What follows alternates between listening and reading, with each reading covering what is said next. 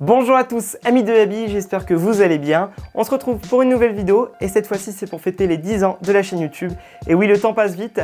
Elle a vu le jour le 28 septembre 2013 et dès le lendemain je sors ma première vidéo qui était une introduction réalisée sur Cinéma 4D. Out! On va pas se mentir, elle a mal vieilli, mais elle a porté le premier nom de ma chaîne YouTube qui était Airsoft Junior. Et ce n'est pas la première fois que je publie du contenu sur la plateforme. On va remonter en 2011 où je sors une vidéo sur les Triops filmée avec la webcam de mon premier ordinateur portable et qui cumule aujourd'hui près de 5000 vues.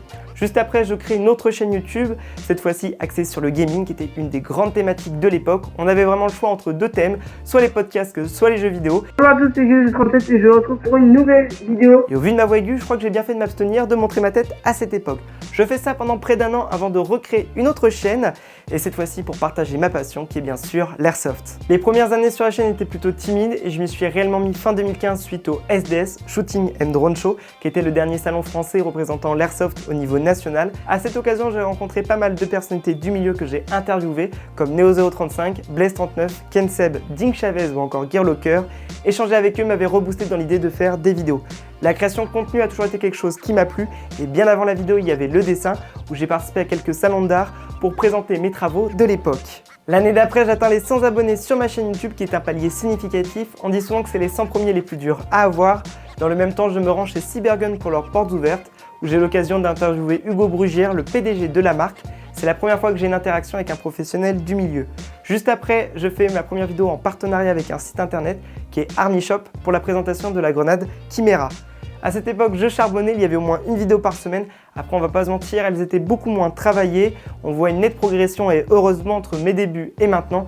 D'ailleurs, le décor a pas mal changé entre les murs de ma chambre d'enfant et ce qu'il y a derrière moi. Et franchement, je suis très content du rendu. À ce moment-là, je m'essaye à d'autres formats. Après les facecam et les reviews, je pars faire la visite de plusieurs boutiques un peu partout en France pour faire découvrir les professionnels locaux. Ce nouveau format m'a fait connaître d'un nouveau public, au même titre qu'une autre vidéo qui sort complètement de ma ligne édito, qui était un coup de gueule adressé à d'autres vidéastes ne prenant pas une bonne pratique du loisir. Ça fait pas mal de bruit dans le milieu et j'ai même eu le droit à mes premières insultes venant de jeunes personnes issues des communautés des vidéastes concernés. La rançon de la gloire. Après ça, je fais ma première vidéo en collaboration avec un autre vidéaste pour parler du rôle de sniper en compagnie de Diaboloman. Juste après, je pars effectuer un stage chez Gearlocker où j'ai beaucoup appris à leur côté.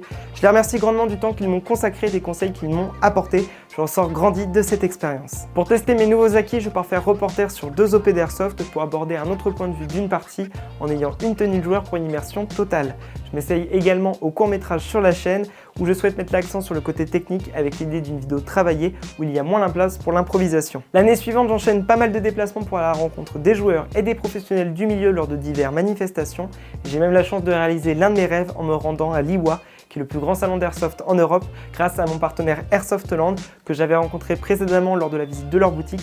Un immense merci à eux de m'avoir convié à cette aventure, j'en garde d'excellents souvenirs, même si ce n'était pas de tout repos.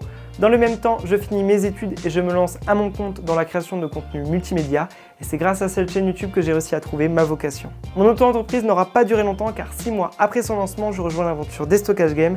J'avais candidaté pour le poste de vidéaste à pourvoir au sein de l'entreprise en même temps que mes papiers d'auto-entrepreneur et j'ai été retenu. Je fais donc mes cartons pour quitter le nid familial et aller m'installer dans une région qui m'est complètement inconnue pour débuter une nouvelle épopée. Et encore une fois, ça m'a permis de progresser avec de nouvelles méthodologies et une nouvelle approche de la création de contenu. Je fais également la rencontre de passionnés avec qui aller jouer les week-ends et qui m'épaulent sur mes tournages personnels. Et ça a permis un véritable tournant sur la chaîne YouTube d'être aidé à ce point sur les vidéos, que ce soit en se prêtant au jeu d'acteur ou de tenir la caméra sur d'autres séquences. Et ça m'a également permis de concrétiser certaines idées qui me trottaient dans la tête depuis un moment et que je n'aurais pas pu faire tout seul, comme l'épisode pilote de ma série que je suis très fier ou encore la vidéo AliExpress. Comme autre projet dont je suis très fier et qui quitte un peu le cadre de YouTube, c'est la création d'un village Airsoft 2 années consécutives au Japan Tour Festival avec plein d'acteurs du milieu. Je suis invité en convention depuis 2017 et c'est un réel kiff de pouvoir partager ma passion avec un nouveau public, de monter sur scène pour expliquer les origines du loisir ou encore d'échanger sur la création de contenu avec des vidéastes venant d'univers variés et ça m'a permis de faire de très belles rencontres avec des personnes qui sont devenues des amis par la suite. Voilà, j'ai essayé de faire un gros condensé de mes années sur YouTube avec les moments marquants. Alors forcément, il y a des passages qui ont été raccourcis, mais je suis très heureux du chemin parcouru et de tout ce que cela m'a apporté, que ce soit les rencontres, ma vocation ou encore la chance d'avoir pu faire de ma passion mon métier. Donc je tenais sincèrement à vous remercier. Merci à toutes les personnes qui ont partagé mon contenu, qui m'ont soutenu par des messages privés, idées, des commentaires ou encore de vive voix lorsque je vous ai croisé, cette aventure ne serait pas la même sans vous. Je voulais également remercier d'autres personnes qui m'ont permis d'en arriver là. Julien qui m'a donné ma chance en retenant ma candidature pour le poste, les copains de chez DG qui sont toujours partants pour mes projets les plus fous et qui apportent de la joie de vivre et de la bonne humeur sur les tournages, les copains vidéastes avec qui j'échange jusqu'à pas d'heure sur nos vidéos et qui apportent leur point de vue sur mes réalisations, et pour finir mes parents qui m'ont toujours soutenu à se lever tôt le matin pour emmener leur fils pratiquer sa passion, m'aider à monter les stands sur les conventions, ou encore m'envoyer un message à chaque sortie vidéo. Et pour vous dire à quel point c'est vrai, pendant que je tourne cette vidéo, il y a mon père qui m'a envoyé un message pour me féliciter des stats de la dernière vidéo. Merci à eux de continuer de m'épauler et de m'encourager dans ce que j'entreprends. C'était le moment émotion, mais il me semblait important de vous témoigner ma gratitude et remercier les personnes qui m'ont aidé à concrétiser cette chaîne YouTube.